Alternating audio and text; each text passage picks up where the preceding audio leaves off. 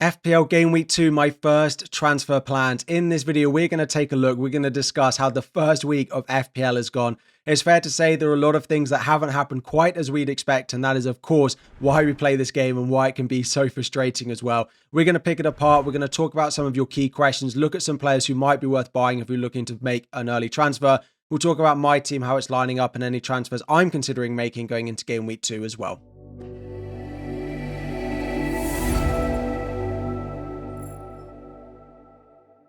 What is up, everyone? FPL Harry here. Before we dive in, 2,000 likes is the aim, and subscribe if you are new around here. And if this is your first season playing FPL, you might think this is a really frustrating game. Things don't go nearly as well as we'd expect them to. And unfortunately, welcome to the game. Welcome to FPL, because those of us who've been playing it for many years know that game weeks like this, particularly at the start of the season, are absolutely what we come to expect. So it has been an okay game week for me. I don't have an exact rank yet. I will put it up on screen now, partly because there is a game to go tomorrow night, and I'm recording just as the Arsenal-Manchester United game is finishing. So that is 1-0 to Arsenal. So there might be late changes to things like DEFCON as well. But also, your rank after one game week is probably the least important rank over the course of the season. And it's more about how you feel your squad has performed and if you're happy with the players that you picked in the first week.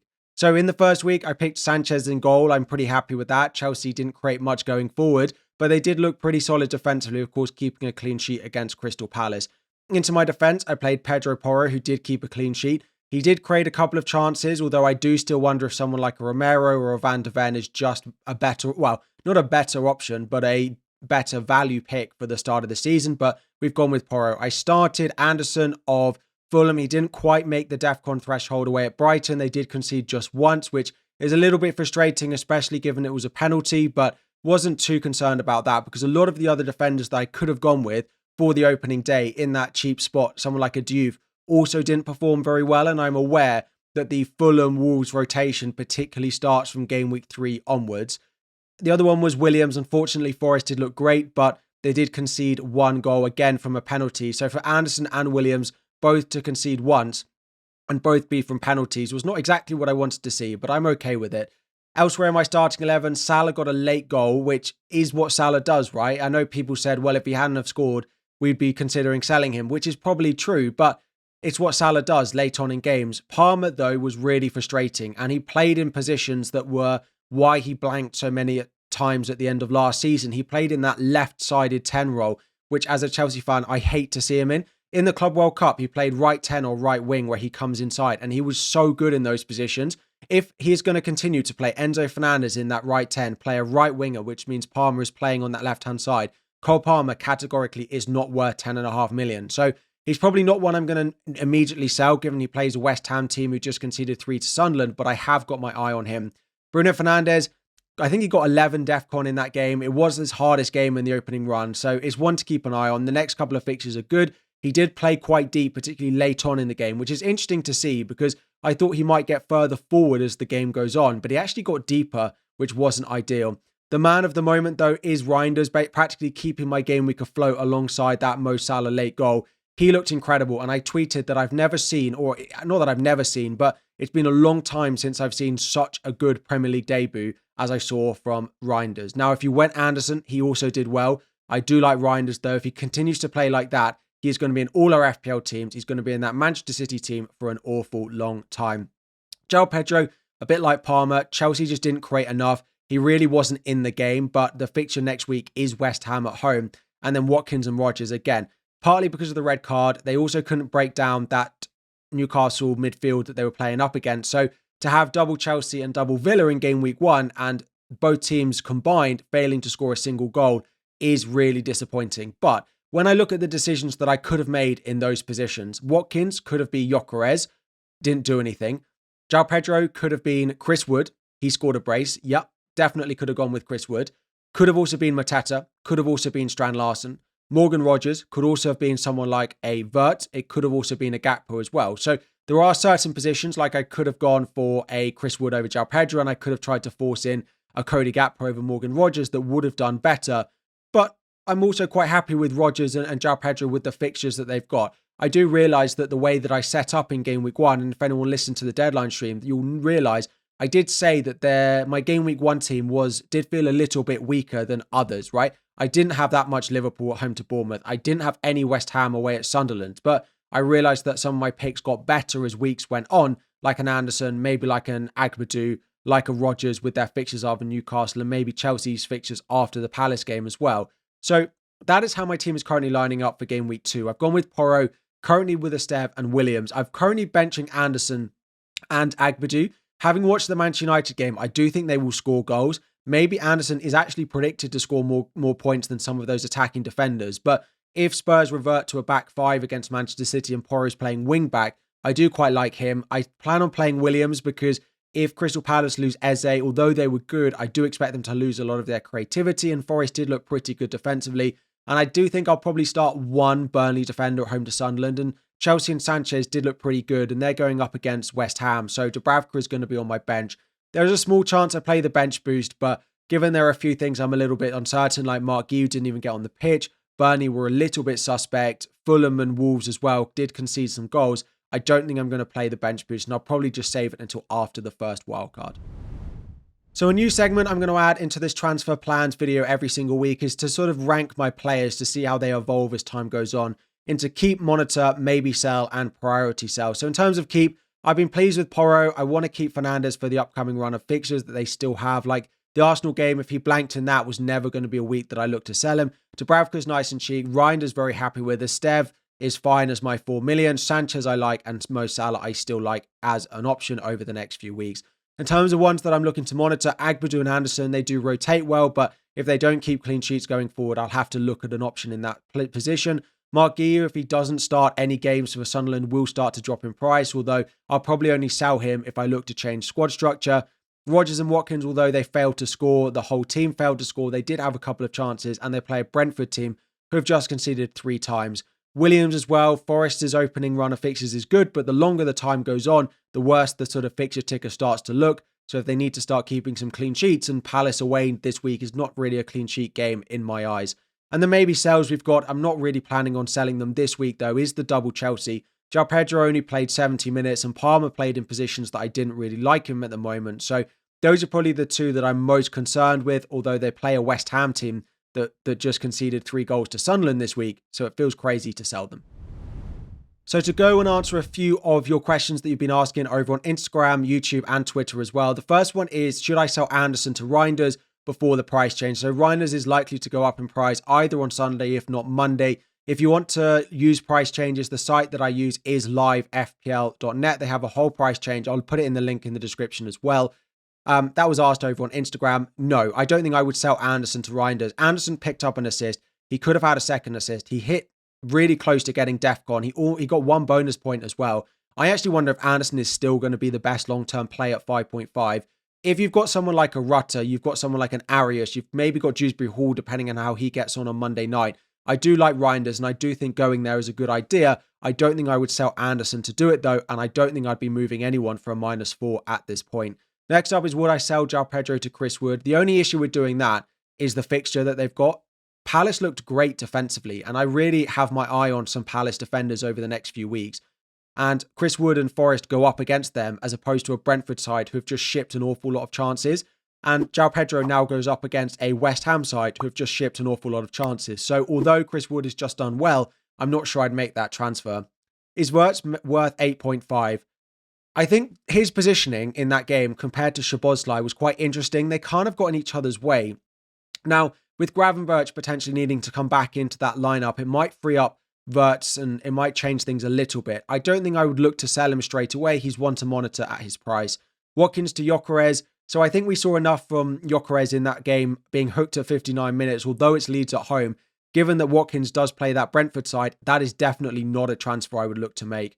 Palmer out for Saka. Again, I feel similar. Saka didn't feel that involved, although Man United did actually play quite well in that game. I do think I plan on giving Palmer one more game, although this is probably the most tempting transfer if I was looking to sell Palmer this week. I don't think it's something I would definitely look to do this week, although Saka for Leeds at home is definitely tempting. It might depend on how Leeds look on Monday night. Game week 2 bench boost cancelled because of Burnley. As I said with my team, I probably am not going to bench boost this week, and part of that is due to Burnley. It's also due to the likes of Mark Guiu and my other defenders it does put me off a little bit because they didn't look nearly as solid defensively and Sunderland did look pretty good. And then the amount of people saying, Harry, can I have a wildcard 2 draft? I will make a wildcard 2 draft for you this week, but the mantra of this video is going to be patient. The amount of times we get into a season and players blank in game week 1 and people look to sell them, and it happens every season. And there will be players who you want to sell this week who will end up being bad picks and we need to sell. But there will also be players who blanked in game week 1 who'll be in the top 5 scoring players in the game this season, probably, maybe top 10. So there is a little bit of caution, there is a little bit of calmness, and I'm definitely nowhere near thinking of playing my own wildcard at the moment.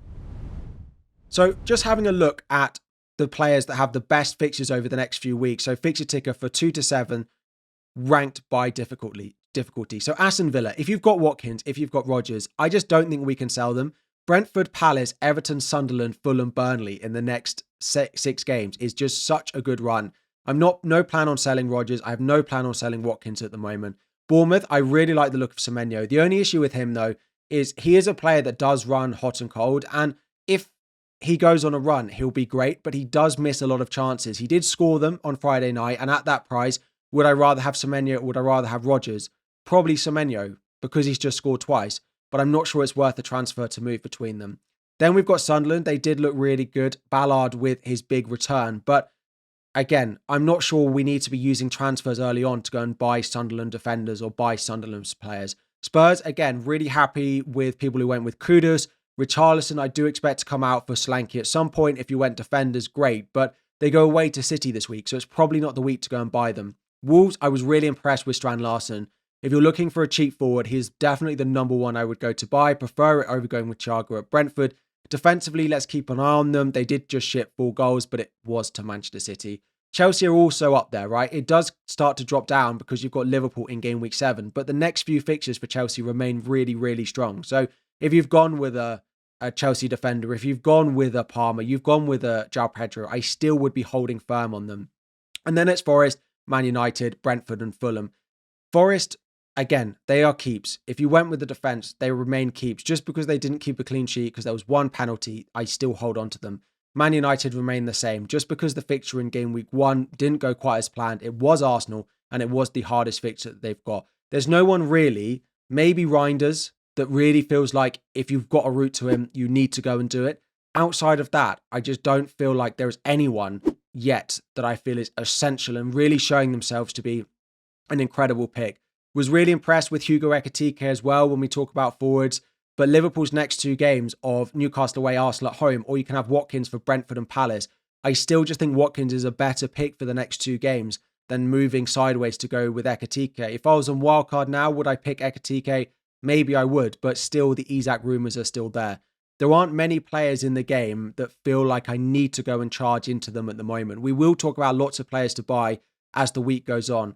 Chris Wood looks like a great option, but he's just played Brentford and now he goes away to a Palace team who have just looked really solid. Reijnders as well has looked great, but he is now up against a Spurs side who will not give them nearly as many chances you'd expect as that Wolves team does. So, yeah, listen, there are lots of players who always do well in game week 1 that we tried to move to and tried to look really exciting, but there's also a lot of caution. We picked a lot of these players for a reason. And when I put it back to my team, like Chelsea, I've got double Chelsea against a West Ham team who just conceded 3. Great. I've got double Aston Villa against a Brentford team who've just shipped 3 goals. Again, great. Like I've got Salah against Newcastle, maybe not quite as good as I'd wanted.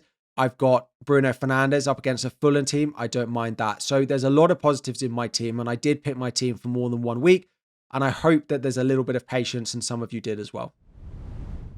So just going back to my team, yeah, I wish I got more points in game week 1. I wish I got more returns than I did, but I realized that a lot of the players that I picked were also picks not just for game week 1, and actually some of the game week 1 fixtures were a little bit more difficult than some of their counterparts that I could have picked. So if you made me make a transfer going into game week 2, Palmer to Bukayo Saka would be something I'd look at. And that's probably about it. Like, I don't look around my team and think there's loads of others, like maybe João Pedro to Chris Wood. But again, just based on the fixture that I look at with my team, I'm still pretty happy with the squad that I picked. So the plan is to roll the transfer. There's absolutely nothing in my team I feel like I need to pull apart and completely reset. I do have some players that I'm definitely keeping my eye on, like the double Villa. the double Chelsea, Bruno Fernandes, if they continue to struggle to score goals, then yeah, it's going to be a massive concern and I'll have to do something about it. But just one blank, given that Chelsea played a Palace team who were very well set up to counter it. Villa played a Newcastle team who their midfield just suddenly turned up out of nowhere, and Man United played up against an Arsenal team who are very good defensively and actually did do pretty well. I've got no real concerns with my team at the moment. Nothing to force me into an early transfer. As the week goes on, if things change, of course, we'll have a team selection video where we'll update stuff, and I'll spend my time answering questions in the comments as well. I normally spend the first half an hour to an hour of every video during the season. It was a little bit busy during pre-season, so I did my best. But as the season starts, the first half an hour or so, answering questions. Of course, as time goes on, I still go back and answer some questions here and there as best I can, but particularly in the first half hour of every video. So make sure you're subscribed. Make sure you've set that notification bell as well. A little bit of calm. After the first game week of the season, we always need a little bit of calm and patience with some picks. Just because they blank in game week 1 doesn't suddenly mean they're bad picks. And that is what I'm hoping for, because I could have done with some more points this week, but here we are anyway. Thank you all for the likes. Thank you all for the support over preseason. It is officially back. It is good to be back. I have to say, I tweeted it on Saturday, seeing all of the comments on Twitter, on Instagram, on YouTube as well, with people getting frustrated with their game, with their assets, laughing and joking, posting memes and stuff like that. It was good to see. So hopefully, although the first game week can always be frustrating because things don't go and it's the only game week we've got, hopefully there was a bit of fun in there as well for you. Thank you all for watching. 2,000 likes is the aim. Subscribe if you're new around here. Have a bit of patience with your teams. We will have videos later this week to hopefully help you make some transfers if that is what you're planning as well. And I'll be back again very soon.